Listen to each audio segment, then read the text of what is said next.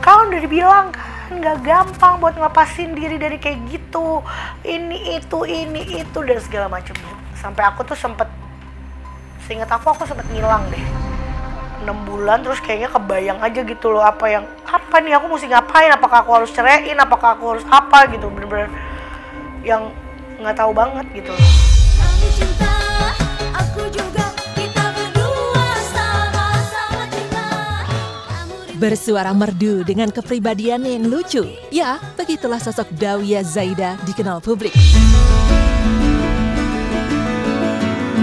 Anak bungsu penyanyi dangdut kondang Elvi Sukaisi ini mengikuti karir sang bunda untuk terjun ke dunia panggung hiburan. Mengawali karir dengan diselimuti rasa ragu, wanita kelahiran 1 Agustus 1985 ini terjun pertama kalinya sebagai seorang komedian di sebuah acara ekstravaganza pada tahun 2005 silam. Burung nuri terbang tinggi,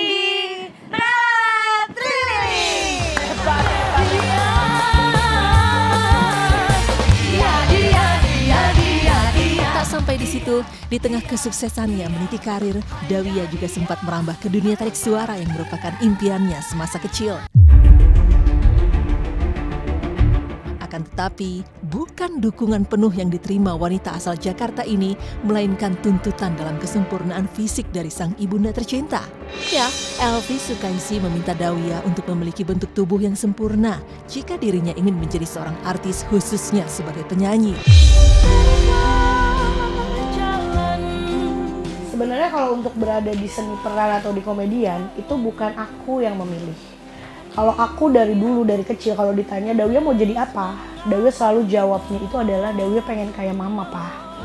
Tapi ya itu, aku dibenturkan dengan keadaan di mana aku tidak disupport gitu ya, karena ada kekurangan itu gitu, sehingga aku berpikir aku harus menjalani sesuatu yang mungkin di luar dari nyanyi itu sendiri gitu, yang artinya tidak terlalu menuntut aku harus seperti yang mama mau, yang saat itu mampu aku lakukan kan itu gitu loh. Sampai akhirnya aku beraniin diri untuk ikut lomba waktu itu sama kakak aku, dan alhamdulillah juara pertama. Dan di situ aku pikir udah cukup gitu loh, aku ngebuktiin ke mama bahwa ini loh aku dengan kondisi aku yang tetap kayak gini, mereka mengakui kok kalau aku bisa nyanyi, kalau aku gini gitu. Ternyata mama masih tetap yang enggak Dawia gitu. Enggak, mama tetap mau Dawia harus kurus. Saat itu agak sedih juga sih ya gitu. Maksudnya kenapa di saat orang tuh yakin ngajak aku, kok kenapa mama seperti ngedownin mental aku gitu loh.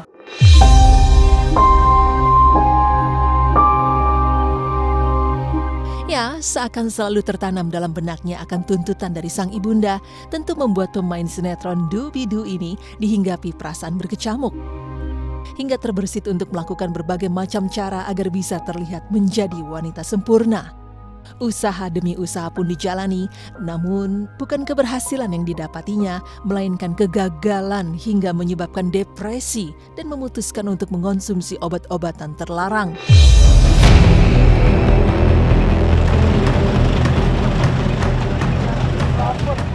Sampai akhirnya bulan Februari 2018, Dawia pun ditangkap atas kasus tersebut.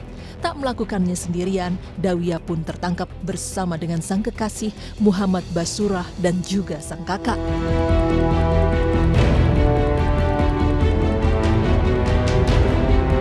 Kalau alasan khususnya sih memang aku nggak, maksudnya gini, mungkin beberapa orang yang bilang bahwa itu mah cuma buat alasan, ya kan? Alasannya ya memang saya pengen kurus, dan jadi setelah aku udah kurus pun gitu, akhirnya yang menjadi kesulitan buat aku adalah melepaskannya kan. Jadi aku dulu sebelum akhirannya aku ketangkep itu sebenarnya tuh udah berusaha beberapa kali, cuman kan kita nggak mungkin ngomong sama keluarga gue pengen berhenti nih gitu kan. Ya udahlah, aku tetap seburuk-buruknya kejadian yang waktu itu aku alamin, aku tetap ngambil sisi baiknya. Sempat menjalani masa hukuman 1 tahun 6 bulan tanpa bertemu satu sama lain, tak membuat hubungan Dawia dan sang kekasih kandas di tengah jalan. keduanya justru tanpa ragu melanjutkan hubungannya ke jenjang yang lebih serius. Bahkan setelah keduanya bebas, dengan penuh kemantapan hati, Dawiyah pun menerima pinangan Muhammad dan melangsungkan pernikahan pada 29 Maret 2019 lalu. Sebenarnya gini, waktu pas aku sebelum ketangkep itu, kita memang sudah berencana menikah. Tapi basicnya aku tahu dia adalah orang yang baik lah. Artinya dari semua perjalanan hidup aku, dia termasuk orang yang memperlakukan aku dengan baik. Dia jaga banget hati aku. Dia tuh orang yang selalu ngebuat aku justru kayak, aduh aku udah gemukan gitu, aku gini. Kenapa sih emangnya? Kamu kan gak sakit, yang penting kamu sehat. Terus dia kayak ngeliat aku dipingin mama nih, misalnya soal makanan. Dewi ini makanan ini, makan sayang, nggak apa-apa. Kamu udah punyanya aku, gitu. Jadi dia tuh lebih nenangin aku gitu. That's why akhirnya, dan aku nggak ngerasain itu sih dari sebelum-sebelumnya gitu ya. Dulu orang yang nenangin aku sebegitunya itu papaku, gitu. Nah kemudian sepanjang hidup baru ketemu lagi sama orang yang ngegedein hati aku tuh ya dia. Masa-masa awal pernikahan yang seharusnya manis pun ternyata tak berjalan dengan mulus. Setelah beberapa bulan menjalani bahtera rumah tangga, pada bulan Oktober 2019 sang suami Muhammad justru kembali diamankan pihak kepolisian karena kasus narkoba. Muhammad pun harus menjalani masa tahanan selama 2 tahun 2 bulan dan menghirup udara bebas pada 4 September 2021 lalu. 6 bulan setelah aku menikah, suami ketangkep lagi. Kepukul banget dan semua orang makin,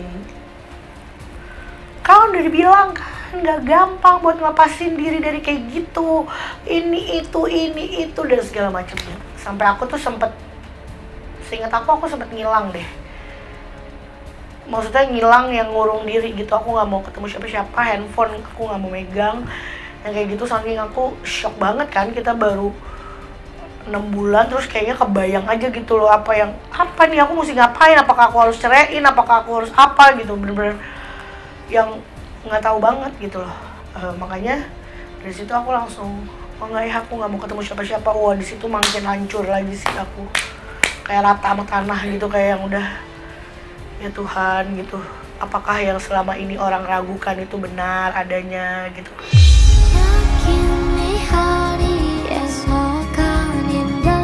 4 tahun sudah menjalani biduk rumah tangga dan menerima kenyataan jika harus berpisah sementara dengan sang suami, membuat Dawiyah harus menunda kehadiran sang momongan. Meskipun dalam benak terbersit keinginan besar untuk memiliki sosok sang buah hati, hanya usaha dan doa yang terus dipanjatkan untuk hadirnya malaikat kecil di dalam kehidupannya kelak.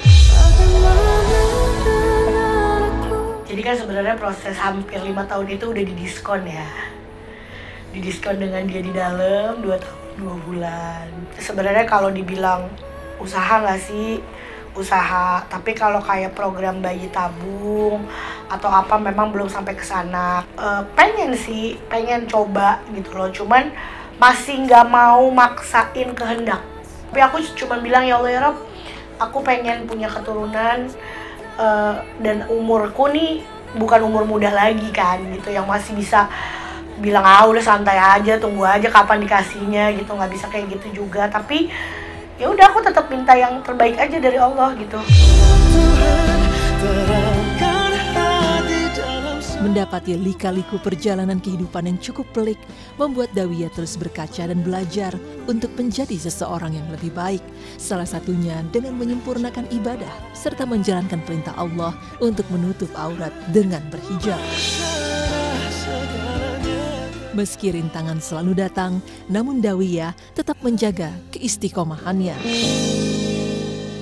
Kalau mulai yang aku niatkan sekali ya memang setelah menikah. Dan saya juga ngerasa bahwa hijab alhamdulillah sampai hari ini banyak sekali membuat saya merasa terselamatkan, dalam arti kata kalau misalkan saya mau melakukan sesuatu yang di luar dari artinya sesuatu yang kurang baik lah gitu, saya berpikir tentang hijab yang saya gunakan gitu loh. Saya takut saya mulai diberikan rasa takut ketika nanti orang berpikir bahwa oh dia sudah berhijab tapi ternyata tidak mempengaruhi gitu loh. Tapi di satu sisi aku berkeyakinan bahwa rezeki itu bukan di tangan manusia kan gitu. Rezekiku dari Allah, jadi aku percaya ada jalan rezeki yang lain yang tanpa aku harus lagi menjadi manusia yang terlalu jauh dari yang diwajibkan Allah.